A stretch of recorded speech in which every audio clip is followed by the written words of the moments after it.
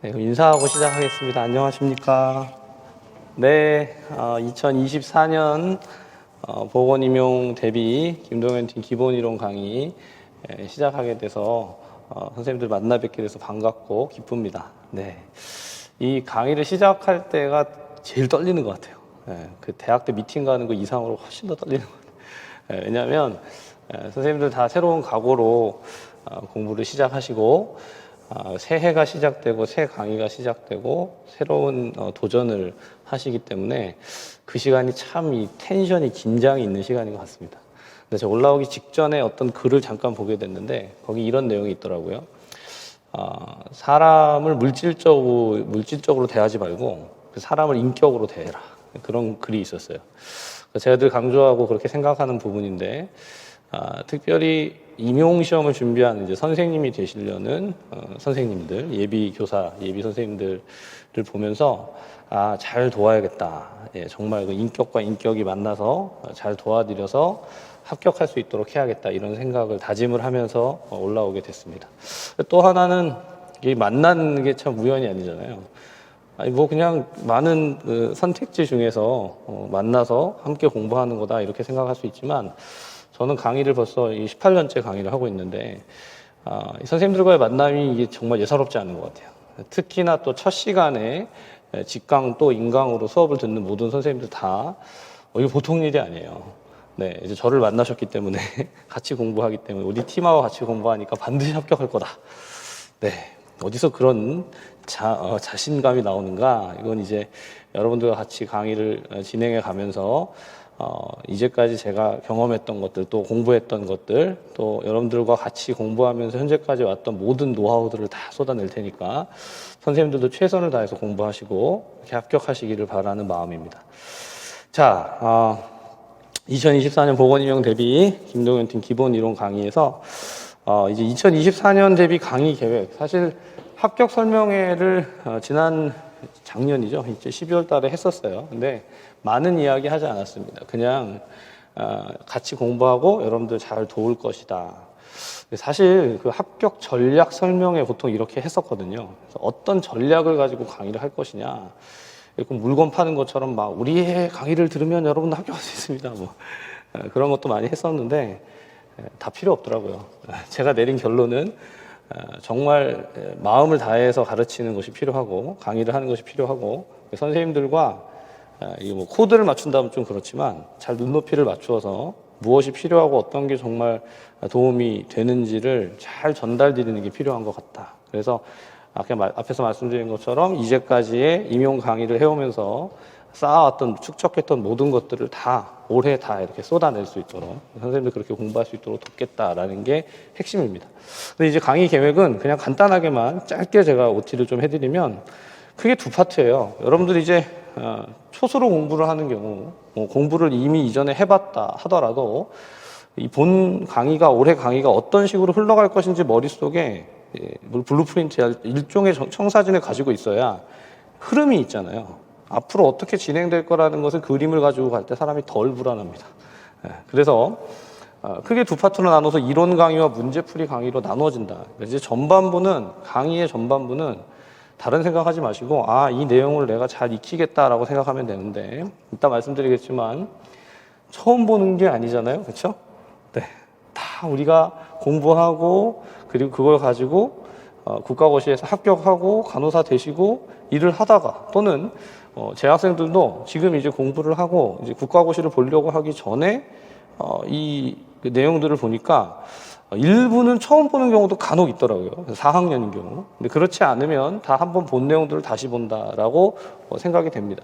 그게 이론 강의의 핵심이에요. 그래서 이론 강의를 어떤 식으로 끌어가느냐 하면 많은 강의의 명칭이 있죠. 뭐 기본 강의, 심화 강의, 크게 나누면 기본 강의, 심화 강의, 나머지 강의 뭐 이렇게 되어지는데 여러분들이 진짜 그 시간을 투여하고 최선을 다해서 집중해서 들어야 하는 강의는 당연히 기본 강의입니다. 그리고 기본 강의와 이제 2월 달에 시작하게 될 기출 분석을 같이 가는 거예요. 자, 제가 이제 설명을 더 드리겠지만 여러분 생각해 보세요. 기본 이론은 공부를 막 하는데 공부를 하긴 했는데 그래서 임용 시험은 어떻게 출제가 되는 거예요? 몰라. 그런 시험은 절대 잘 볼 수가 없겠죠. 가장 기본 중에 기본이 해당 과목의 해당 영역이 어떤 내용으로 스트럭처가 짜져 있는지, 구조가 되어 있는지와 그 프레임을 아는 것과 실제 이것이 적용돼서 출제되는 시험의 영역이 무엇을 어떤 방식으로 물어왔는지를 스캐닝하고 그걸 이해하는 게 가장 중요합니다. 사실 조금 극단적으로 말씀드리면 이 기본이론과 기출분석의 강의가 머릿속에 완전히 잘 장착이 된다. 그러면 다른 거 다 안 해도 돼요. 이렇게 말하면서 조금 조심스럽지만 그렇죠? 네, 정말 여러분 그렇다는 거예요. 그 정도로 기본 이론과 기출 분석 강의가 사실 제일 중요합니다. 자, 강의를 들으시는 선생님들이 되게 다양하셔요. 그러니까 이제 처음 공부하시는 분도 계시지만 지금 여러분들 바로 지금 1차 시험 끝나고 나서 합격자 발표나고 나서 2차 준비를 하시는 선생님도 계시지만 1차에 정말 아깝게 저도 막 속상해. 0점 몇 점으로 떨어지고 그리고서는 이제 아니 난 못해 이제 안 해 이러고 다 그만두시는 게 아니라 다시 결의를 하고 공부하시는 선생님들도 지금 수업 들어요. 인강으로 들으시죠. 그러면 선생님들 생각해 보세요. 자세가 어떨까? 정말 속상하고 화나고 막 이런 상태에서 이걸 다 듣고 있으면 저걸 떠들어야 되나 이런 생각이 들 수도 있어요. 그런데 이게 기본과 기출은요 뭐 아무리 강조해도 지나치지 않다. 그리고 이게 처음 기출을 딱 기본 강의를 들을 때 세팅이 잘 되면 이후에 심화나 또 문제풀이를 갈 때 이 구조가 딱 잡혀 있기 때문에 공부하는 게 굉장히 재밌습니다. 네, 여러분 이제 새로운 에라가 열리는 거예요. 오, 공부 재밌네. 생각보다 이게 할만하네.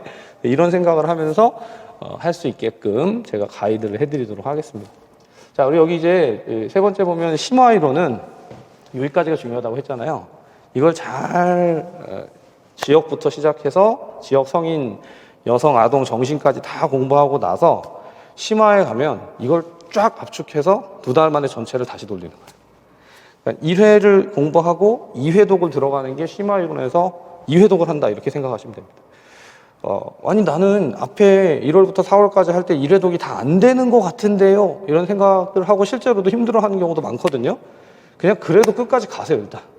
여러분들 이게 많은 먼저 공부한 사람들의 경험담인데 그렇게 모르는 것 같은데 1회독하고 다시 2회독을 하게 되면 1회독 때와는 다른 내용들이 보이는 거예요. 기억이 되고 이해가 되고 약간 이게 이전에는 잘 정리가 안 됐는데 암기도 안 된 것 같았는데 뭔가 기억이 좀 되는 것 같네? 이런 느낌이 생겨. 2회독을 한다고 다 아는 게 아니라. 자, 그런데 놀라운 게 2회독을 하고 물론 특강들도 있지만 문제풀이를 딱 가면 다시 본단 말이에요. 세 번째 보게 되잖아요. 그럼 이전에 봤던 거랑 좀 달라. 이게 내가 진짜 좀 아는 것 같네? 근데 이제 문제가 뭘까요? 아는 것 같은데 안 써져. 여러분 무슨 얘기인지 알겠죠? 처음에는 이게 뭔 얘기인지 내가 분명히 대학 때 배운 것 같은데 잘 모르겠어. 이게 이런 거였구나 하고서는 머릿속에 딱 세팅이 되다가 근데 내가 쓰려고 하니까 안 써지는 건 써보질 않았으니까. 그래서 이 뒤쪽에 있는 이제 문제풀이의 강의에 가게 되면 문제풀이는 심플해요. 영역별 문제풀이와 실전으로 나뉩니다. 실전과 파이널. 앞에서 공부한 걸 영역별 문풀은 선생님들이 한 번에 다 정리를 못한다고 생각하기 때문에 차근차근 순서대로 쪼개가지고 그대로 영역별로 학습을 해가는 거예요. 그러니까 이제 공부했던 내용들을 그대로 풀어보는 작업이 영역별 문제풀이죠. 자, 그래서 영역별 문제풀이를 쓰는 연습을 한 번 하고 나면 좀 자신감이 생기겠죠? 그럼 그 다음 단계는 이제 실전 모의고사에 가서 모의고사 문제 세팅을 해주고 시험을 치는 거예요. 이제 떨리죠, 그때부터. 떨지 마시고. 어떻게 하면 되죠? 그냥 문제를 받아서 풀면 돼요. 말이 쉽지 그렇게 쉽게 얘기하냐. 근데 풀다가 잘 모르는 건 표시도 하고 여러분들이 답안을 제출하면 저희 팀은 제일 강점이 저하고 에스더 이진 교수님 3명이 있기 때문에 전체 수강생의 답안지를 선생님들이 다 제출한다는 가정하에 100% 첨삭하고 피드백합니다. 속도나 정확도나 아마 따라갈 자라가 없을 거예요. 자랑해야지. 그렇죠? 그래서 선생님들이 답안지를 계속 쓰게끔 하는 그런 동기부여와 피드백을 합니다. 그게 이제 이 과정이에요. 그래서 실전 모의고사 파이널까지 쫙 펼쳐가면 크게 나눠서 두 파트로 앞에는 이론을 정리하고 뒤에는 문제를 푼다. 그 생각만 하세요. 여러분들 이게 되게 심플한데 이 생각을 하고 임용을 준비를 하면 이제 공부를 해가다가 한 번 고비가 있을 거예요. 뭐냐면 보통 우리가 대학에서 공부할 때는 중간고사나 기말고사를 공부할 때 여러분들 어떤 식으로 했는지 저도 알고 여러분들도 알잖아요. 공부를 체계적으로 하기보다 시간에 집중해서 몰아서 해요. 아닌 사람도 있나? 대부분 그럴 거예요. 근데 그렇게 해서 임용이 한 번에 완성이 안 됩니다. 생각보다 여러분들 이거 많아요. 오늘은 우리가 지금 시작할 때 지역 성인이지만 이제 1권, 맥 1권을 들고 왔는데 맥 1권, 2권, 3권, 3권의 책이 있으면 이 3권의 책을 내가 시간을 진짜 완전히 투입해가지고 짧은 시간 안에 확 학습하고 끝내버릴 거야. 이거 안 된단 말이에요. 이제 확 끝내버린다는 얘기에 뭐가 들어가냐면 한 번에 내가 다 기억해버릴 거야. 근데 다 암기해서 하나도 빠짐없이 모든 걸 완벽하게 할 거예요. 그런 분들이 진짜 많아요. 간호사 중에 이 완벽주의의 성향. 정말 강박적으로 하나도 빠짐없이 다 하겠다. 이렇게 접근하시는 경우가 진짜 많은데 제가 하루 이틀 본 게 아니잖아요. 이제 거의 20년째 봤는데 여러분 합격을 하는 건요. 그렇게 접근하는 게 아니고 약간 여유를 가지세요. 이제 이 말씀을 드리면서 좀 조심스러운 게 내가 그렇게 해봤는데 여유 있게 해봤는데 아깝게 떨어지더라. 그러면 이제 다시 어디로 돌아가냐면 막 찾아야 돼. 뭐가 틀렸는지. 그런데요. 전체적으로 놓고 봤을 때는 여러분 마음을 좀 여유를 가지시고 편안하게 시험 때까지 가시는 게 여러분들의 정신 건강과 실제 합격에도 도움이 됩니다. 제가 내린 결론이에요. 그리고 그렇게 가실 수 있도록 저는 매 강의 때 들어오면 여러분 공부했어요? 열심히 하고 있어요? 뭐 그건 해야죠. 저것도 해야죠. 이렇게 하는 게 아니라 공부 잘하고 계시죠? 네, 애쓰셨습니다. 네, 오늘도 강의 들어오셨으니까 쉬세요 이제. 네, 저는 계속 그럴 거예요. 1년 내내. 네. 물론 이제 에스더 이진 교수님은 저랑 조금 좀 스타일이 다르시니까 아마 재밌을 거예요. 그렇죠? 어떻게 이렇게 저렇게 다르지? 이러면서. 네, 같은 팀이라도 또 생각하는 것들이 약간씩 관점이 다르니까. 하지만 전체에 아울러서 우리의 목표는 선생님들을 합격시키는 거니까 동일한 목적과 방향을 가지고 갈 겁니다. 자, 그래서 강의 계획은 강의의 그냥 틀만 쭉 말씀드렸지만 이런 전체적인 틀을 가지고 가면서 여기 중간에 들어있는 파노라마 특강이나 원데이 특강은 파노라마 특강은 뭐냐면 문제풀이로 넘어가면 여러분 문제를 계속 풀어야 되는데 이론이 잘 정리가 안 된 것 같아. 이럴 수가 있잖아요. 아쉽잖아요. 그래서 그걸 문제풀이 시즌에 파노라마 특강으로 옆에다가 부가적으로 들여서 강의를 들을 수 있도록 그러니까 강의로 정리하면서 특별히 지역사회간호에서는 법령과 관련된 이슈들, 개정 법령들을 학습할 수 있게 하고 그리고 정신에서는 DSM-5 가장 이제 중요한 영역들이에요. 여러분 제가 강의하면서 설명을 드릴 텐데 그런 것들을 한 큐에 정리한다. 한 번에 정리한다. 그런 컨셉이 파노라마 특강입니다. 성인간호학도 한 번에, 여성간호학도 한 번에. 그러니까 한 번 전체를 회독을 빠른 속도로 할 수 있도록 돕는 강의들이 파노라마 특강에서 주어질 거예요. 자, 그리고 이제 원데이 특강은 시험 전 마지막 주에 하루에 다 보는 거. 여러분들 학습에 이 시험에 대비하는 그 시험장에 들어가기 전까지의 목표가 뭐냐면 하루에 짧은 시간 안에 전체를 다 내가 한번 회독을 할 수 있게끔 공부를 해간다라고 생각하시면 정확하게 맞습니다. 그렇게 하려니까 앞에서 차근차근 특정 내용들을 읽어가고 학습하고 익혀가는 작업을 계속해서 하는 거죠. 다만 굉장히 중요한 한 가지를 말씀드리려고 해요. 공부를 하면서 내가 공부하는 거 말고 내가 모르는, 내가 안 한 것 때문에 내가 떨어지지 않을까? 내가 실수하지 않을까? 저희 다른 사람들은 뭔가 많은 걸 하는 것 같은데 나는 뭔가 적은 내용을 해서 나는 어려워지지 않을까? 이런 생각은 하지 마세요. 여러분에게 가장 해가 되는 생각. 인간이요, 비교를 하다가 불안과 초조함과 긴장 속에서 모든 걸 다 어그러뜨린다고 해요. 여러분들의 선택이, 선생님들의 결정이 바른 방향으로 잘 가고 있다. 이렇게 뭐 자기 암시를 해가지고 잘못 가는데도 잘 가고 있다고 생각하라는 건 아니지만 잘 오셨고 잘 선택했고 여러분들 저와 함께 저희 팀과 같이 합격한 선생님들 많습니다. 정말 많아요. 그래서 뭐 증인으로 다 지금 보여주지 않아도 선생님들이 증인이 되면 되니까. 그래서 같이 공부하면서 그렇게 또 이 여정을 한번 시작해 갔으면 좋겠습니다. 이 첫 시작이 굉장히 집중을 해서 잘 들으시니까 제가 강의가 즐겁네요, 오늘.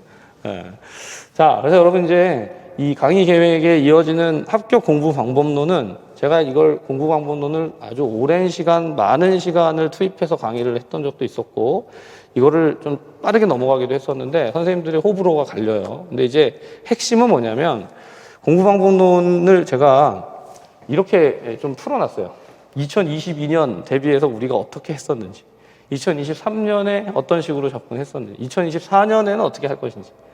이게 무슨 뭐 이 강의의 히스토리를 여러분들이 다 들을 필요는 없잖아요. 하지만 제가 간략하게만 포인트를 좀 정리를 해드리고 저희가 왜 이런 방향을 가는가를 가이드를 하려고 합니다.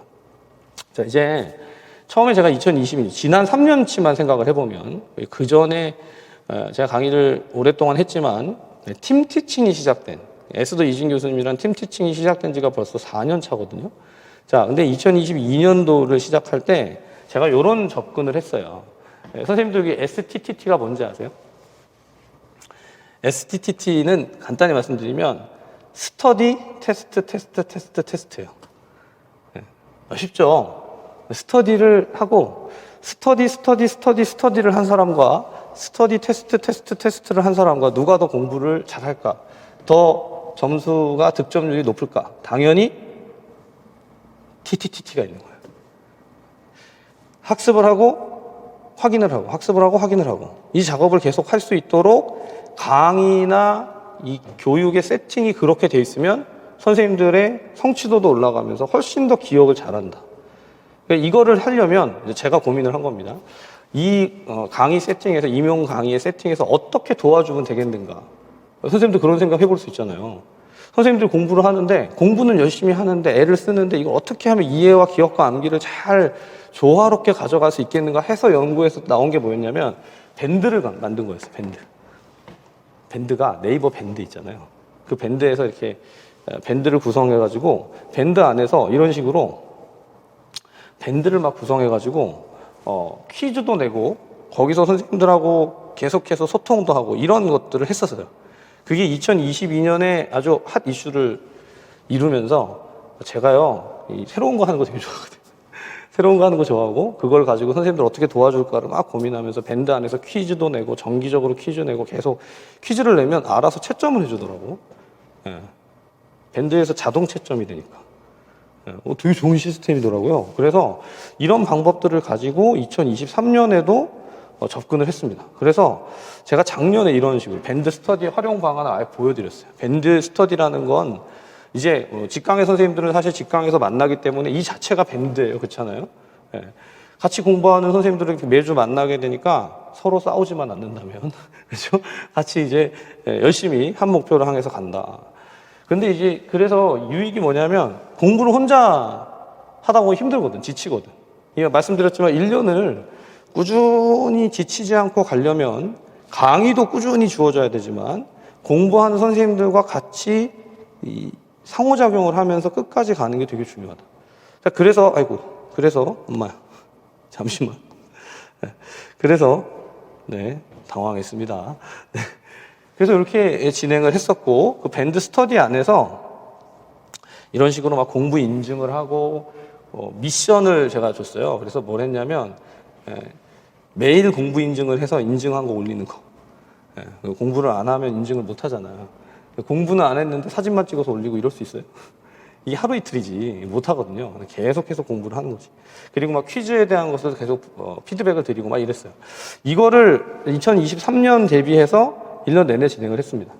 자, 근데 제가 지난 그러니까 2년 이상 3년치를 쭉 이렇게 좀 분석을 하다 보니까 정말 열심히 밴드 스터디나 퀴즈나 이런 데 참여하시는 선생님들의 합격률이 높긴 한데 역으로 굉장히 좀 시간이 로스가 되는 부분도 분명히 있더라고요. 공부에 집중하기가 좀 힘든 경우들도 있는 것 같아요. 그래서 굉장히 고민하던 끝에 교수님들과 올해는 밴드 스터디에서 뭘로 이제 변형을 하냐면 밴드 스터디의 업그레이드 버전으로 여러분 네이버 밴드가 아니라 네이버 카페가 있어요. 저희 지금 다음 카페가 2006년부터 지금까지 계속 열려 있었는데 다음 카페는 그냥 저희 팀이나 제 강의를 소개하는 그런 포탈 정도의 개념이고 여러분 네이버는 제가 네이버하고 친한 건 아닌데 네이버 카페를 여러분 오늘 개강을 시점으로 해서 여러분들에게 오픈을 드릴 것이고 밴드 스터디에서 했던 모든 것들을 밴드가 아닌 카페에서 네이버 카페에서 진행을 할 겁니다. 이유를 한 가지 말씀드리면 밴드 스터디를 계속 운영해 보니까 데이터가 축적이 안 돼. 여러분들 1년을 공부해도 데이터가 예를 들어서 제가 첫 달에 퀴즈를 드렸는데 자료를 올려드렸는데 조금 지나면 자료가 30일 지나면 삭제돼 버려요. 이게 저장이 안 되더라고요. 여러분들이 그걸 다 관리하는 것도 상당히 힘들거든요. 그리고 뭐 이제 중간에 제가 라이브를 하거나 뭔가 여러분들에게 짧게 강의를 드리거나 이런 것도 나중에 다시 보려고 하는데 없어. 교수님 이전에 해주셨던 거 어디 갔어요? 몰라. 다 사라져 버린 거예요. 그래서 제가 너무 멘붕이 오는 거죠. 그래서 이거는 아니다. 선생님들이 잘 혼자 공부할 수 있도록 돕는 그런 배경이고 환경인데 안정적으로 가져갈 필요가 있겠다고 생각이 돼서 밴드 스터디의 약간 업그레이드 버전으로 네이버 카페 스터디를 운영을 합니다. 올해는.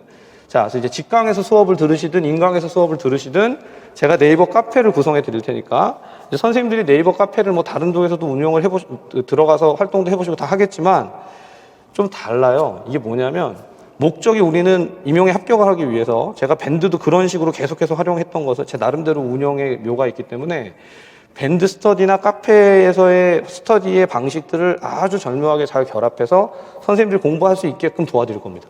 그러니까 직강에서 이렇게 강의를 듣고 혼자 공부하는 것만이 아니라 얼마나 공부를 열심히 잘하고 있는지 제가 계속해서 지켜볼 것이다. 그렇죠? 그래서 이런 컨셉이에요. 선생님들하고 계속해서 접촉한다. 이게 접촉이 어떤 접촉이냐면 강의 들을 때만 강의 듣고 끝나는 게 아니고 계속 공부를 잘하고 있는지를 제가 계속 볼 겁니다. 카페를 통해서, 그러니까 우리가 퀴즈를 내거나 이런 부분들도 카페를 통해서 계속 갈 것이고 질의응답도 카페를 통해서 계속 할 거예요. 그러니까 선생님들이 질문하면 카페에서 올라오잖아요. 거의 뭐 실시간으로 계속 떠요. 그걸 이제 확인해서 바로바로 답해드리고, 그리고 선생님들은 거기서 나름대로 자기가 보고 있던 내용들 응용하고 확장하고 자료라든가 이런 것도 축적이 다 되어 있으니까 그것으로 잘 볼 수 있도록 정리를 할 거예요. 학원에서 강의와 관련된 자료는 다 글로 강의 자료는 강의로 올라가지만, 방문각으로 올라가지만 나머지 그 이외에 퀴즈라든가 선생님들이 도움이 될 만한 것들은 카페에 계속해서 탑재를 해드릴 테니까 카페를 1년 동안 같이 좀 간다. 여러분들 중에 공부하는데 폰을 계속 들고 있으면 이게 공부에 해가 되지 않느냐, 계속 들고 있으라는 얘기가 아니에요. 공부할 땐 내려놔야지. 공부할 땐 내려놓고 하다가 공부를 다 마무리하고 카페에서 인증을 하거나 또는 카페에서 어떤 질문을 하거나 이런 이제 소통을 계속해서 1년 동안 좀 이어갔으면 좋겠다라는 것을 말씀드립니다. 이게 해보시면 알겠지만 저희가 가진 기본 자세는 선생님들하고 접점을 밀착시켜서 최선을 다해서 도우려고 하는 거예요. 거의 같이 산다는 느낌이 들 거예요, 아마. 왜냐하면 제가 해보니까 밴드든 카페든 계속해서 이제 의사소통을 하게 되잖아요. 물론 선생님들 이게 되게 위험 부담이 있어요. 정말 어떤 선생님들은 단어 하나하나까지 물어보시기도 하거든요. 그러면 이제 좀 한계가 느껴지잖아요. 이게 제가 이름을 붙였어요. 엄지공주라고. 검색하면 다 나오는데, 검색 자체를 안 하고, 이건 뭐예요? 이건 뭐예요? 이렇게 막 하루에 진짜 한 10개씩 올리시는 경우도 있었거든요. 근데 이제 그래도 답을 다 했습니다. 왜냐하면 도우려고 시작을 하는 거니까. 근데 선생님들 정말 이 한 해 동안 공부하면서 어렵고 힘들 때 카페에서는 커피도 가끔 줘야 되잖아요. 그렇죠? 커피도 가끔 줄 거예요. 온라인이니까 커피를 주는 게 아니라 쿠폰을 주는 건가? 뭐 이렇게. 하여튼 계속 그렇게 운영이 될 거니까 기대하시고, 그래서 저만이 아니라 에서 이준 교수님도 그 카페 안에 같이 공존하면서 선생님들이 질문하시는 거에 상호작용하고 계속 답하고 그런 과정을 갈 것이고, 자, 수시로 퀴즈 테스트하고 그 체계적으로 공지하고 자료 관리하는 게 밴드가 아닌 네이버 카페에서 운영된다는 것을 먼저 좀 말씀을 드립니다. 자, 그리고 이 밴드와 카페의 가장 큰 차이는, 밴드는 이게 알람은 뭐 카페에서도 올 수 있지만 밴드는 이 공부 인증을 하면 모든 사람이 인증하는 걸 다 보게 돼 있어요. 그래서 그런 이제 한계점이 좀 있더라고요. 그래서 밴드 스터디에 있어서 어려워하시는 경우들이 있는데 카페는 들어가서 봐야 되거든요. 그래서 선생님들이 정말 제한적으로 다른 선생님들은 어떻게 공부하고 있는지는 그런 것을 통해서 좀 이렇게 벤치마킹 할 수도 있고, 저희가 드리는 자료들, 드리는 어떤 이 스터디의 방향들은 제공해 드리는 대로, 가이드 해 드리는 대로 그렇게 따라오시면 될 것 같습니다. 자, 이게 이제 강의와 평행하게 선생님들에게 도움이 될 수 있는 그런 시스템을 구축하고 계속 가는 것이고, 나름대로 그런 경험들을 많이 가지고 있기 때문에 시행착오를 겪으면서 가장 최적의 상태로 올해 진행을 한다. 늘 말씀드리는 게 작년엔 최적 아니었어요. 작년엔 제가 할 수 있는 최선과 최적의 진행을 했죠. 근데 올해는 작년에 경험이 있으니까 더 업그레이드가 돼야 정상이잖아요. 맞죠? 선생님들도 마찬가지예요. 내가 작년하고 올해하고 비교할 때 작년보다 올해가 더 나아야 맞는 거잖아요. 저희도 마찬가지예요. 강의를 하는데 작년과 똑같은 게 아니라 업그레이드가 된 버전으로 그렇게 선생님들을 돕고 나가도록 하겠습니다. 네, 왠지 좀 좋을 것 같지 않아요? 기대해 주시면 감사하겠습니다. 자, 그러면 이제 본격적으로 기본 이론 강의로 가는데, 자, 기본 이론 강의는 이 강의가 어떤 강의인가만 간단하게 좀 소개를 하면요. 이 기본 이론 강의는 지역이든 성인이든 여성이든 아동이든 정신이든 각각의 영역들이 있지만 모든 강의의 핵심은 구조화입니다. 선생님들이 한번 생각해 보세요. 내가 지금 강의를 임용시험 준비를 딱 하려고 하는데 머릿속에 뭐가 그려져 있는가? 안 그려져 있지.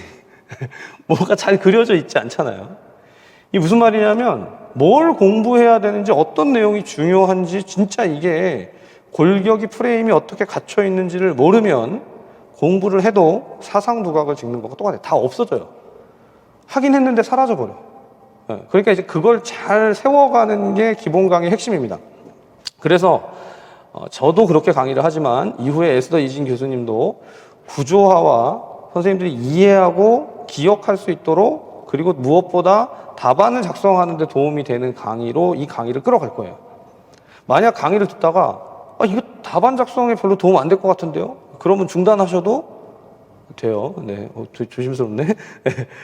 그러진 않을 거예요. 그래서 모든 단원의 가장 중요한 키워드가 뭔지 어떻게 암기를 해야 되는지 뭐가 중요한지를 굉장히 강조를 할 겁니다. 이게 이전에 대학 때 공부했던 학습했던 내용이나 방향과 방식과 다르다라고 생각하는 게 맞죠. 여러분들이 그렇게 생각하고 그렇게 맞춰가는지를 지켜보실 수도 있을 거예요. 자, 그래서 실제 이 방향은 뭘 어떻게 할 거냐. 그러니까 매 강의 때마다 전공의 구조화가 이 단원의 구조화, 사실 이 단원 전에 이 과목의 구조화. 제가 설명드리겠지만 지역사회 간호라는 과목이 오늘 지금 1월부터 시작해서 1월 한 달 동안은 다른 책 가지고 하지 않고 지역사회 간호학만 합니다. 여러분 여러 가지 좀 상황상 맥 1권에 지역사회 간호와 정신간호가 들어가 있는데 제가 이제 작년까지 계속 지역 정신을 1, 2월에 강의를 했었는데 부득이 2월 정신 강의를 4월로 좀 뺐습니다. 2월, 3월에 이제 성인과 여성아동 간호가 진행이 되죠. 자, 그런데 지역사회 간호가 도대체 어떤 프레임을 가지고 있는지, 구조를 가지고 있는지 그런 내용들을 선생님들이 정확하게 익히실 수 있도록 제가 정리를 해드릴 것이고, 그리고 그렇게 1시간 공부하고 나면 그 다음 시간에 잘 공부했는지 확인. 아까 STTT라고 그랬잖아요. 그 테스트를, 형성평가를 계속 할 겁니다. 그래서 그것이 이 강의의 기본적인 교육 방법이에요. 강의의 방법, 툴이다, 메소드다 이렇게 생각하시면 되겠습니다. 그래서 구조화한 것을 인출하고 키워드를 다시 확인해내는 작업을 매주 하게 된다. 뭘 해야 되는지 아시겠죠? 한 주 공부하면 그 다음 주에는 전주에 했던 거를 다시 이렇게 인출해낸다. 그러니까 일주 단위로 살아간다. 우리는 하루살이라서 하루씩 사는 거가 아니라 일주 단위로 강의는 돌아간다. 뭐 그렇게 생각하시면 어렵지 않으실 거예요. 자, 그래서 제가 간략하게 좀 풀어왔는데 이렇게 보시죠. 이 교재를 보기 전에 지금 제가 강의 방향을 이미 소개했습니다. 그렇죠? 그럼 이제 이 1주차의 강의 방향의 소개가 가장 우선이고, 그리고 나면 이제 지역사회 간호를 오늘 1주차 지금부터 여기서부터 시작해서 2주차, 3주차, 4주차까지 진행이 될 겁니다. 그럼 이제 선생님들은 그럼 4주 동안 지역을 하는구나. 이게 머릿속에 딱 들어왔죠? 근데 첫 번째 주에 그럼 오늘 이제 시작하게 되는 지역사회 간호의 개관이라는 건 도대체 뭐냐? 어떤 걸 봐야 하느냐? 지역사회의 전체적인 틀, 구조 이렇게 공부한 적 있어요? 제가 강의하면서 항상 물어보거든요. 선생님들 혹시 지역사회 간호를 어떻게 배우셨어요? 막 이렇게 질문을 해요. 대부분의 70, 80% 이상이 거의 90% 이상이 이렇게 공부했으면 대학 때 재밌었을 것 같아요. 이렇게 생각을 해. 네, 그렇게 말씀을 하시더라고요. 저도 마찬가지예요. 저도 대학 때 이렇게 공부 안 했어요. 네. 왜냐하면 대부분 대학 교육은 그냥 읽어준단 말이에요. 물론 이제 교수님들마다 역량에 따라 다르긴 하지만 이렇게 막 구조화를 하거나 전체를 펼쳐주거나 그러신 적은 잘 없는 것 같아요. 자, 그런데 지역사회 간호의 개관이라고 하는 파트는요, 사실 이 두 가지로 그냥 점철됩니다. 이 두 가지로 끝난다고 생각하셔도 과언이 아니에요. 선생님들 생각해 보세요. 아직 우리 교재를 펼치지도 않았지만 얘는 결국 뭐냐면 이론이에요, 이론. 그쵸? 수험서 아닌가? 이론이에요, 이론. 지역사회 간호가 어떤 식으로 이해가 되는지를 설명하는 이론입니다. 이론서. 자, 근데 이 이론 안에서도 특별히 지역사회 간호 이론이라는 게 중요하고 건강증진 이론이라는 게 중요합니다. 시험에 늘 나와요.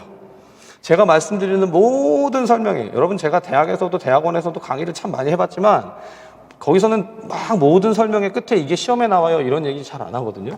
근데 우리가 임용시험을 대비하면서는 얘를 얘기하든 제가 강의 중에 강조하거나 설명하는 모든 그 끝부분에 가서 결론은 그래서 이건 시험에 나올 가능성이 큰데 어떻게 나올 가능성이 크다까지 설명을 드릴 겁니다. 그래서 선생님들 그냥 이거 많이 나오니까 별표 5개, 이거 많이 나오니까 별표 4개. 이건 너무 좀 기계적이지 않아요? 저는 그건 잘 못했는데 해야 되긴 하겠더라고요. 안 하면 선생님들이 막 싫어해, 미워해. 교수님 이건 별표 몇 개예요? 이건 몇 개예요? 이건 얼마나 중요해요? 이렇게 얘기를 하시거든요.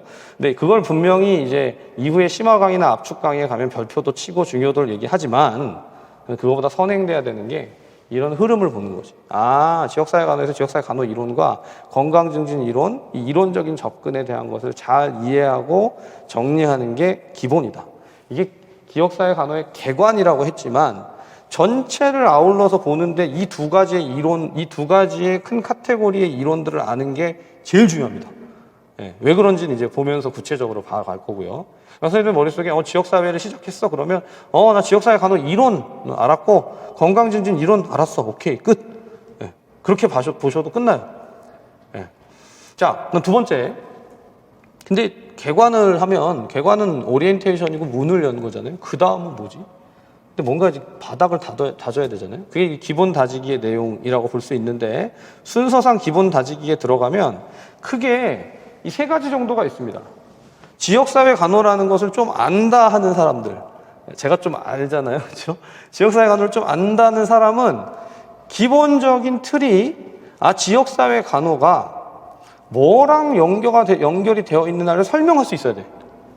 그게 뭐냐면 여러분 여기 보면 보건행정이에요, 보건행정. 자, 왜 그런지는 여러분들 공부를 하다 보면 더 상세하게 알 수 있겠지만, 제가 이제 대학원에서 보건대학원에서 석박사 과정을 하면서 보건정책, 보건경제 이런 영역들, 처음에 시작은 지역사회 간호 박사 과정이었는데 보건정책, 보건경제 이런 것들을 계속 전공을 했거든요.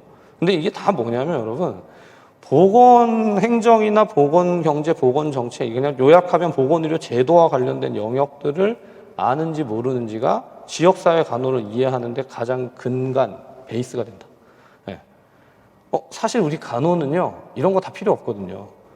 네, 다 필요 없다는 건 좀 과장된 얘기지만 환자의 질병이 뭐야? 환자의 질병에 따라서 진단에 따라서 어떤 약물이 필요한 거야? 아니면 수술을 해야 되는 거야? 그래서 뭘 중재해야 되는 거야가 중요하잖아요. 근데 지역사회 간호는 그런 얘기들 하기 전에 그런 얘기들보다 먼저 확 바깥으로 빠져나와서 마이크로가 아닌 마크로하게 거시적으로 전체를 봐야 돼. 전체를 보니까 강의실이 보여요. 큰 강의실이. 전체를 보는 게 되게 중요합니다. 그 전체 안에 지역사회 간호라는 게 어떻게 들어와 있는가를 보는 거거든요. 그래서 지역사회 보건 행정을 이해하는 게 기본 중에 기본이에요. 근데 제가 강의를 해보면 이 기본 중에 기본은 선생님들이 제일 어려워해. 왜? 맨날 요만큼만 보고 있었으니까 이걸 이렇게 보라고 하면 몰라요. 다시 이제 이것만 보고 있는 거지. 그러니까 시각을 좀 바꿔드릴 테니까 그렇게 좀 적응을 해보세요. 이전에 공부하던 방식과 좀 다르다. 또 내가 좀 안 보던 거였다. 대부분 다 어렵다는 게 뭐냐면 내가 모르고 관심 없고 안 보던 것들을 보려고 하니까 잘 안 보이거든요. 여러분 그렇잖아요. 우리가 이렇게 들어가서 보는 것도 자세히 봐야 보이는데 거꾸로 나오는 것도 연습을 해야 돼요. 숲을 본다고 하지. 숲을 보고 나무를 보면 나무가 더 선명하게 보여요. 예. 계속 나무만 보고 있으면 절대 숲이 보이지 않고. 그래서 지역사회 간호보건 행정이라는 파트를 제가 아주 잘 설명을 드릴 겁니다. 제가 자타가 공인하는 지역사회 간호 관련해서 제가 강의 제일 잘할 거예요 라고 말하고 싶어요. 그렇죠? 자, 그 다음에 두 번째. 그런데 아무리 그렇게 얘기해도 지역사회 간호도 간호잖아요. 간호. 그러니까 뭐가 필요하냐면 간호 과정이 필요한 거예요. 선생님들 간호 과정이 뭐죠? 사정, 진단, 계획, 수행, 평가. 네. 간호를 공부했다고 하면 이 간호 과정, 간호 널싱 프로세스에 대해서 딱 들었을 때 그게 뭐예요? 하는 사람은 좀 의심해 봐야 돼요. 간첩이 아닌가. 네. 분명히 알 거예요. 사정, 진단, 계획, 수행, 평가. 근데 그 사정, 진단, 계획, 수행, 평가라는 것도 지역사회라는 관점에서 다시 봐야 돼요. 네. 중요한 지역사회라는 관점에서 어떻게 간호 과정을 보는가? 이게 이제 요지가 된다는 얘기죠. 자, 여기까지 다 이해가 되셨죠? 재미있어요? 재미없어요? 네, 말을 할 수밖에 없게 막 강제하고 있는 거지. 재밌다. 들어볼 만한 것 같다. 자, 근데 지역사회 간호 과정을 하는 것은 지역사회를 들여다보는 걸 텐데, 지역사회를 들여다본다는 건 그럼 지도 펴놓고 지역사회 전체를 보는 건가? 왠지 그건 아닌 것 같잖아요? 그 안에 누가 있죠? 사람이 있죠. 그 안에 사람이 있고 인구가 있고 가족이 있고 집단이 있고 그럼 그들의 뭘 보냐면 결국 보는 쟁점은 건강 문제와 질병에 관련된 겁니다. 맞아요? 건강과 질병에 대한 걸 봐야 되니까 여기 여러분 건강과 질병을 어떻게 보는 거지? 가장 기본이 역학이라는 학문, 에피데미올로지, 역학과 질병관리라는 영역을 학문적인 관점을 알아야 이 내용이 이해가 된다는 거지. 네. 그러니까 이게 기본이 되는 거예요, 기본. 근데 단언컨대 지금 위에 나와 있는 이 5가지 영역을 만약에 아주 자신 있게 알고 거기 있는 개념들을 정말 잘 풀어낼 수 있다? 머릿속에 있는 거 끄집어낼 수 있다? 그러면 임용시험 2, 3교시 80점에 해당되는 문제 중에 절반은 맞출 수 있을 거예요. 네, 절반. 절반의 절반이죠. 지역 정신이 절반이니까. 네, 절반의 절반은 맞출 수 있을 거예요. 그 정도로 이 분야가, 이 영역이 중요하다는 거예요. 제가 지금 가이드를 해드리고 있는 요 맥락을 선생님들이 머릿속에 딱 익히면 저게 그래서 지역사회에서 중요한 거구나 라는 생각이 분명히 들 거예요. 그렇죠? 자, 그런데 기본을 다지고 끝나는 게 아니라 이걸 확장하는 게 있습니다. 네, 확장은 머리가 좀 아프려고 하지만 확장을 해야 되잖아요. 그렇죠? 확장은 뭐냐면 위에서까지 다진 기본을 다진 보건행정과 지역사회 간호 과정과 그리고 지역사회에서 역학과 질병관리라는 관점들을 가지고 확장을 어디로 하냐면 선생님들이 갈 곳은 학교인데 학교로 확장을 하거나 가족으로 확장을 하거나 직업건강 이른바 산업장으로 확장을 하거나 아니면 더 나가서 환경 전체로 확장을 하는 것까지 가능하다. 자, 이렇게 바라보는 걸 이따 이론에서도 설명드리겠지만 체계적으로 본다는 거예요. 시스테마틱하게. 개인, 가족, 집단. 그렇죠? 개인, 가족 또는 학교, 산업장, 지역 전체, 인구 전체, 환경 전체. 이렇게 본단 말이죠. 그러니까 이제 확장하고 분야별로 보게 되는 게 가족이다, 학교다, 산업장이다, 환경이다 이런 이제 큰 카테고리들이 나눠지는 거예요. 네. 얘네들마다 다들 할 말이 많겠죠? 그렇죠? 가족은 가족에 대한 얘기, 학교는 학교에 대한 얘기. 선생님들은 학교에 대한 내 이야기에 관심을 많이 가지셔야 되고, 저도 중요하게 말씀을 드릴 것이고, 시험에도 많이 나와요. 이 영역이. 근데 얘만 많이 나오는 건 아니에요. 이어지는 얘도 많이 나오고, 얘네 둘 다 아주 중요하게 시험에 출제되는 영역들이에요. 마지막에 있는 환경과 건강 파트도 역시나 중요하게 다뤄지는 영역이에요. 뭐 안 중요한 게 도대체 뭐지? 다 중요하다고 하네. 네. 근데 이제 맥락을 읽으면, 지역사회 간호의 시작에서부터 기본을 다지고 확장을 하는 것까지 여러분 어떻게 지금 가고 있는지 아시겠죠? 그럼 여기에 그런데 이런 틀을 이제 알겠는데 최근의 이슈는 뭐예요? 이렇게 물어볼 수 있는 거지. 지역사회 간호가 최근에는 뭐에 관심이 있을까? 여러분들 가장 최근에 아픈 얘기지만 우리 사회에 가장 문제가 됐던 중요한 그 내용이 뭐였냐면 재난에 대한 거. 그렇죠? 특별히 사고가 발생하는 이런 문제들을 생각할 수 있죠. 자, 그래서 최근의 이슈로 가게 되면 재난관리에 대한 부분이 있을 수 있고, 그리고 재난관리나 기타 영역에 들어가서 특정한 사건이나 사고나 지역사회에서 발생할 수 있는 문제들을 다룰 수 있는데 이걸 지역사회 간호의 관점에서 본다는 게 어떤 건지를 좀 알 필요가 있습니다. 그리고 위에다가 포함시키지 않았지만 인구의 문제라든가 제가 어제 봤던 그 뉴스 중에 제일 충격적이었던 게 선생님들 보셨는지 모르겠는데 학교가 지역에 있는 지방에 있는 학교 대학이 14개 학과 중에 10개의 학과가 지원한 사람이 빵이래요. 그 듣는 순간 너무 충격적이잖아요. 아무도 대학을 갈 애들이 없다는 얘기예요. 물론 다른 지역으로 이동해서 가다 보면 다른 지역이 막 터지느냐 그것도 아니거든. 점차 뭐가 된다는 거죠? 인구가 줄어든다는 얘기죠. 네. 인구가 줄어든다는 얘기죠. 그래서 인구에 대한 이슈는 그냥 인구 보건이나 인구에 대한 건강 문제를 다루는 수준을 좀 넘는 아주 중요한 이슈가 된다. 자, 그 다음 두 번째. 최근까지 임용에 계속 중요한 쟁점이고 시험에 출제되는 그런 문제들이었는데 어떤 문제가 있죠? 인구가 점점 노령화되잖아요. 노인에 대한 문제.